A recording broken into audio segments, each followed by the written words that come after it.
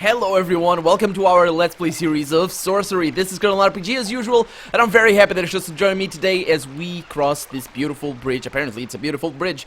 We rested at its base last episode, at the end of last episode.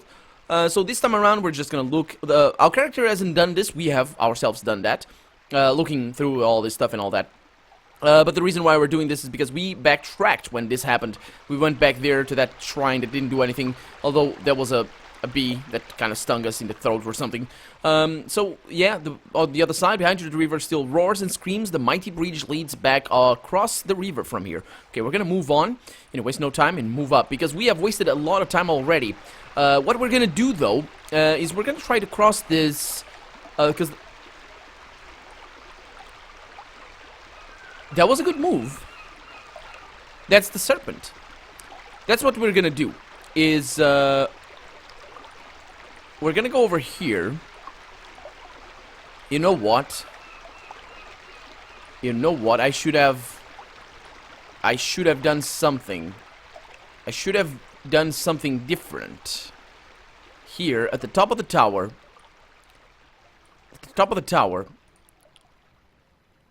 A moment later, so adjust the beam. Oh, yeah, we did this before. Okay, so what I did with this... Yeah, I'm now realizing what I should have done. So what I'm gonna do is I'm gonna get the same one, because I don't want to mess with that. I don't think I need to. And I'm gonna touch the crystal. This is gonna take me to some other place. But the thing is, I had forgotten about that, because now from here we can adjust the beam, and this is quite important actually. That destroys that beam. This is quite important because I want to see that over there. So I need to have that beam as up as possible, and we need to have this part over here also done. So that way we can climb down the tower, do what we did at the end of last episode, and I think that's gonna be better for us, because we are gonna fill up our gourd with water. We're gonna give water to the head that's in the middle of the fields or whatever. This is not gonna be a... Yeah, it's still old stuff. Okay, and we're going over there. We could have gone there just to get ourselves burned or something. I don't know. I'm gonna fill up the water here. What time is it right now? It's not the zenith of night, so we could move up. We could move. Yeah, I think I'm gonna continue. Let's look at the bridge. Do our thing here. Climb up. Look north. Look at the tower. The strange light pours from an end. Yeah, let's move on. And yeah, we're gonna just endure the night again and see how things go. Because I don't want to waste much time, because we are already wasting a lot of time. The grassy plains stretch away behind you with roars and all things mighty and beautiful.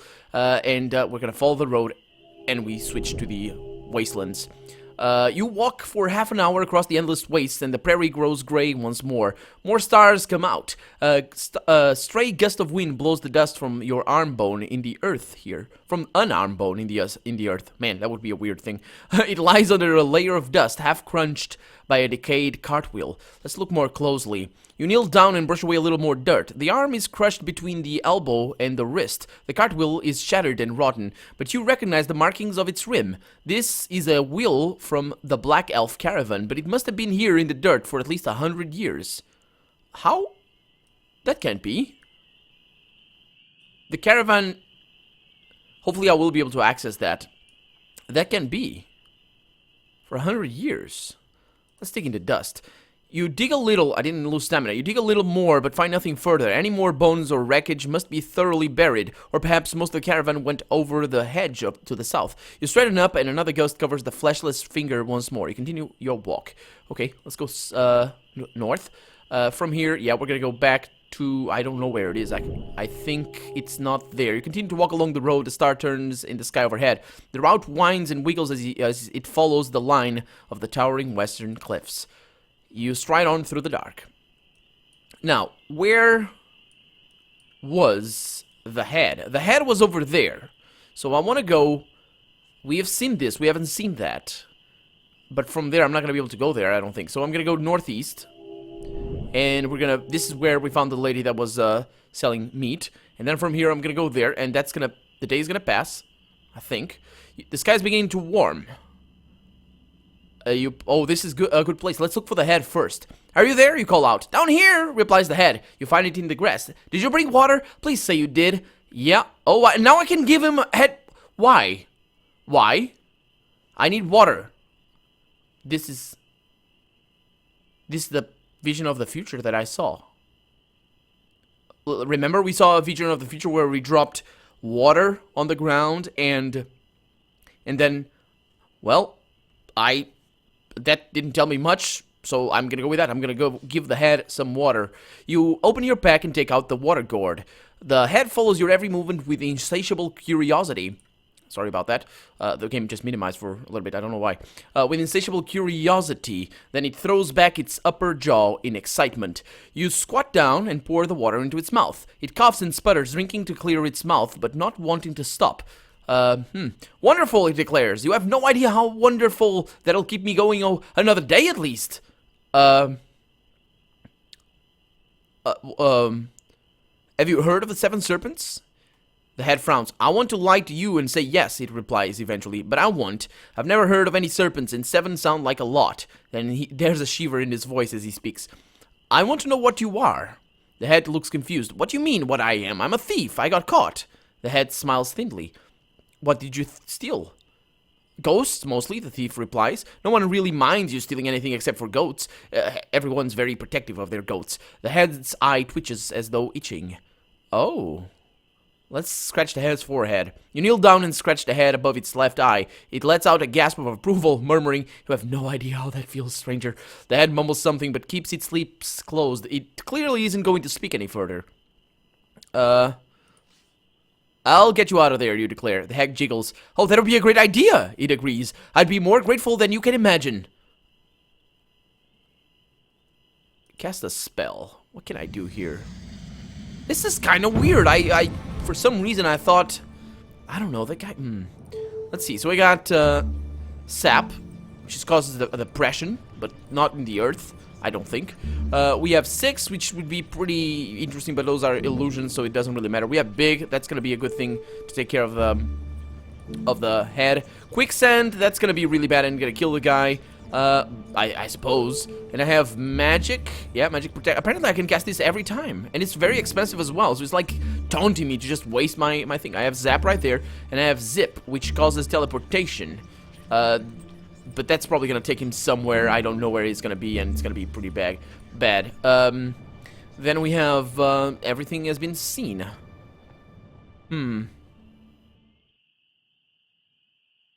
Pick up the head. Do I want to do this? You grab the head by the hair and tug, but it must be rooted to the ground or clinging as you cannot get it to move. The head squeals, stop that! Stop it! Stop it! Stop it! Stop it! You let go. Yeah, I'm sorry. I'm gonna cast a spell. I'm gonna go for the big, because big is usually good. Hopefully he's not gonna steal from me, because he's a thief, but he only steals goats. So I think we'll be fine. Let's go with big. You craft the enchantment. For a moment it seems nothing will happen, then suddenly you begin to grow to 3 times your normal size. The head gasps in shock.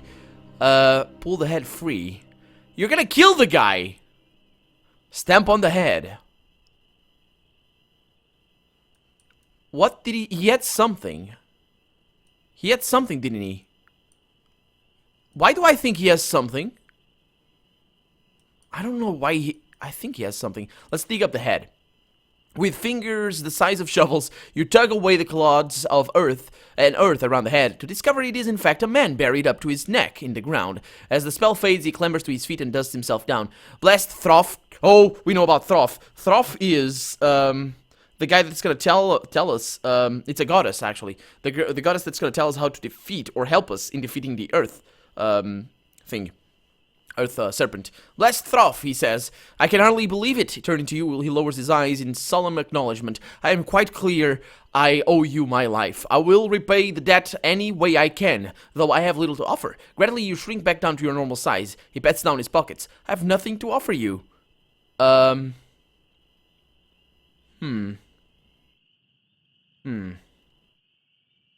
don't know if I should search him. I don't think he would have anything.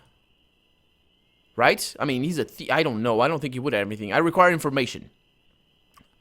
Okay. He shrugs. I've been buried in the ground for some time, but I tell you what, I'll go back to Kariyama and find out what I can. If we meet again, I'll give you the meat of it. Acceptable?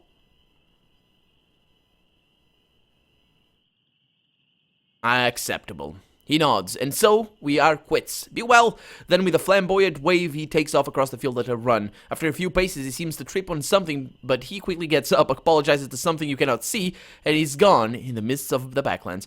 Wait a minute, is this like the place where they buried all the heads? That could be it. Now, we haven't been there. Oh, but we can't go here. Okay, I want to go... Okay. Day 6. You found no new clues. Oh, crap. You make your slow way across the grassland, enjoying a soft chirping of the insects. In the distance, the sun breaks over the horizon. You have been awake all night and are weaker for it. In the middle of a tented field, you come across a lone hut, which is the hut that I wanted to see before, but we didn't because we stumbled upon in the shade of that light. It's weird, but we did that. So let's look inside the hut first. Peering through the grimy windows of the hut, you see a stooped young boy sitting by a fire. He's squatting on the ground, intent on something, perhaps drawing symbols in the dust. And by the way, I said this before, this map is is way bigger than Carey. It's way more populated, and it has 2 worlds. This game is enormous! Well, still, we're making good progress here. I'm enjoying it, my time very much. And I prefer to do this than to go round and round and round like I did in the second game. That's for sure. But let's see. Stupid young boy sitting by a fire. He's squatting on the ground. Squatting on the ground, intent on something, perhaps drawing symbols in the dust. And another thing, I think Steve Jackson, the one that wrote this book, Steve Jackson is the same Steve Jackson. I thought of this just now. The same Steve Jackson that created GURPS. And if you're a fan of Fallout, you know exactly what GURPS is. Which is not the Fallout system, but still, it's the, yeah.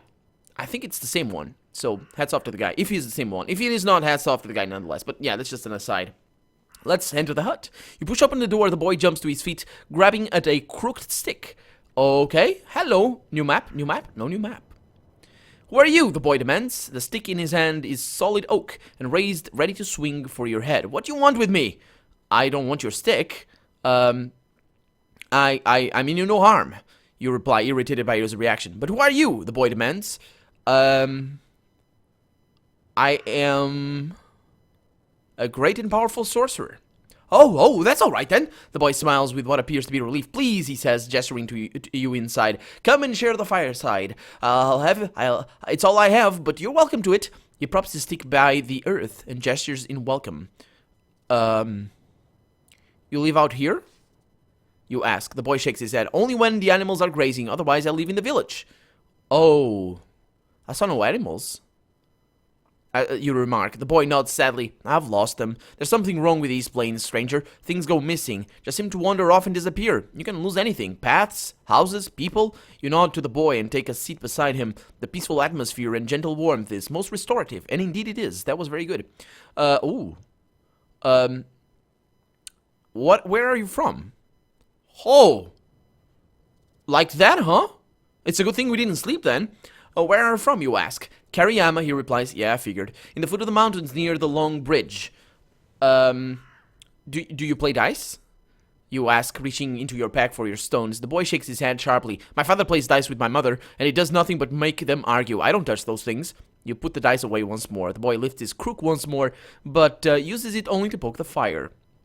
So what can you tell me of the towers? The beacons? The boy asks. Don't you know? They were built by the sorcerers, of course. I'm not sure what they're for, but they are meant to keep us safe. Safe from what? I don't know. My mother says rock falls, but I don't understand that. Actually, what? That's probably the determination of the word, of the actual word. We've seen this before. No, we haven't. We haven't seen this before. I'm mixing up the games. But yeah, he doesn't understand that, and neither do I. Where would all these rocks fall from? The boy pokes the fire a little, but the Archmage can see the future, so I'm sure what he did was for the best. I can also see the future, you tell the boy. You nod. He nods, I think. Would you like to see yours? Oh, I nod, okay. I'd like to see what the boy nods nervously. I'm gonna cast a spell, and I'm gonna see the future right now. Let's see. Oh, having that... Actually... We could only if we went. That camp was the best thing that happened to us. We're getting a lot of good stuff. Of course, I don't remember the spell that requires. That's not the tell. Oh man, I'm sorry, and I'm doing this on camera. Okay, that's far. There we go. See the future. I remember it was F, but yeah. You settle into a sitting position on the grass and take out the orb of crystal. Reaching up to the constellations above, you create the spell, and suddenly you feel yourself somewhere quite new. You stand beside a middle-aged man, a scar from cheekbone to eye socket, on a field of long dry grass, under a heavy-lidded sun. Okay, the sun is irrelevant, a field, and a scar from cheekbone to eye socket. Where are we? The man flicks his hands as though your voice were just a buzzing in his ear. He raises a hand to shield his eyes. A bitter smell reaches your nostrils on the warm wind. Look at the sun. You shield your eyes as well and look up at the light. The orange glow flickers and hazes through the grass. From somewhere to the east, a flock of birds rises quickly, startled by something. It is ending, the man murmurs. We cannot stop it. Look at the light. You stare harder into the light. It flickers and gutters like a dancing flame, and then you realize it is a flame, a wall of fire, stretching across the horizon, sweeping the entire plain, moving slowly forwards. It is a wave of fire, and this man stands in its path with only a sword. The fire is now close at hand. Your skin begins to prick and blister in the heat. From close at hand comes a voice. You turn, looking for the source of your voice. I don't like that. I don't like this one down here.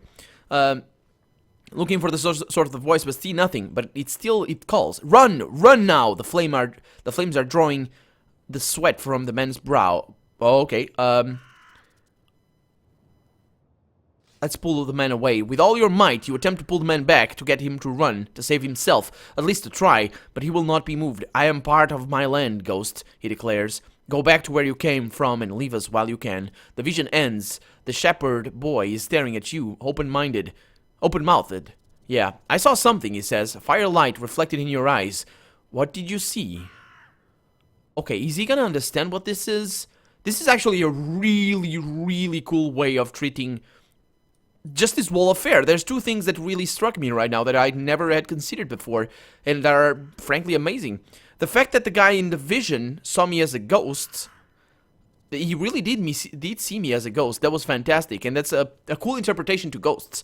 Just think of ghosts like people that are seeing the future or the past. Nice, cool thing. And alive people, it's like time travel. That's an interesting way of looking at it. And the other thing, no, not the reflection in the eyes. The other thing is a little bit more meta in this, and I really like it, which is I chose to look at certain things and do certain things in the vision, and that shaped my way of my way of percepting what happened. And you know, that's everything in life is like that. You can never see the whole picture because you only look one way. You need to look at it multiple times, and even then you're not going to be able to see the whole picture. It's really, really complicated. That's where the whole scientific method goes about, and you need to replicate things and all that, because otherwise you're not going to be able to understand it completely. You're not going to be able to have a perspective. And this vision was the same. That said, that's exactly how usually, seers are portrayed. They talk in riddles because they can't understand what they see. They see things and they talk in a, like, if you saw me right now, you'd see a man with his ears muffled talking to himself against the wall of light. If you don't understand what's happening right now, because the wall of light is my screens, and I have the headphones on, and that that's a really interesting way of looking at this, because that's what happened. I don't know the man, I don't know the fire, I don't know the circumstances or anything. But if I tell him what I saw, he might see meaning in that right now or in the future. So that's a fact. I never thought of that like that. I mean, this is nothing new, I'm sure. This way of thinking and this way of looking at it, I'm sure, but yeah, it's really fascinating. I really like that. So let's see. I see an old man. I see you as an old man with 7 children. No. I see you as a great warrior fighting the giants. No. Yeah, but I was expecting us to be able to choose something from there. The game could have drawn that from what I was seeing there in the game, but it still stands. My perspective of this encounter still stands. I'm gonna go for the truth. I see this land burning, and you burning with it, you tell him, as gently as you can. The boy stares at you. What do you mean? A wall of flame, destroying everything. The boy stares at you. How true are these visions of yours? Can they be changed? That's a good... No, I don't think it works like that. I think the fact that I saw what I saw means... I think the fact that I saw what I saw means that I will, that I basically set the future in place. Because it worked like that before with the Cerisi answer, I think. Because that answer needed to be answered after, before the question was asked. Yeah, that's... that said, no, I don't think it can be changed, but I'm gonna say perhaps because it doesn't matter for him. Maybe, by Throff, the boy complains, I'm glad I met you. You're a barrel of laughs. It seems he does not feel like talking further, but turns to stare away into the fire. You bid him farewell and leave the hut. That was fantastic. That was really awesome. I'm really glad I got that one. That was pretty... That was... That was more fun, I think, than the other thing that's on the other side of this. But I think if I had to choose, I would go to the other one, just because of the items that we got and the money that we dropped. You walk across the dusty plains, rocky outcrops break the ground here and there as the trail rises. You soon are walking on bare stone. The moaning winds finger at your pack and sword. Sitting in the low rocks and humming to himself is a dwarf. Over his shoulder is a cloth string bag. Hello there, stranger, you hail. Oh, I'm gonna cough. Oh, man. You hail, striding towards him. The dwarf peers back. Wow, and what are you? He demands. Are you here to rob me? I mean you no harm. Certainly, he replies, but you don't mean me no good either, I'll be warranting. That's with a comma. As he talks, he slings his back onto his lap and opens it up. From inside, he removes a chunk of heavy blackened bread. You want some? He asks. What is the price? You reply suspiciously. The dwarf laughs. Price? What good is a price out here? You see any merchants? You see any stalls for trading? This place is dead as they come. Can't eat gold. Actually, I'm gonna... Do I need the bread? I didn't eat. But if I eat right now, there's no advantage to eating that, I don't think. But maybe there is, because I'm gonna fight a serpent pretty soon. That said, the serpent is gonna be weak, but what are you doing out here, you ask? Looking about, hoping for better. The dwarf eats his bread as he answers. Have you been to Dwarf Town in Carrie? It's a hole. I wanted to break off on my own, get away from all the fighting. Oh, so you're from Carrie. That's interesting. I didn't know. How can you get there? How can you get here? That's really weird, actually. So, do you... Because the North Gate was closed. Do you play Swindlestones?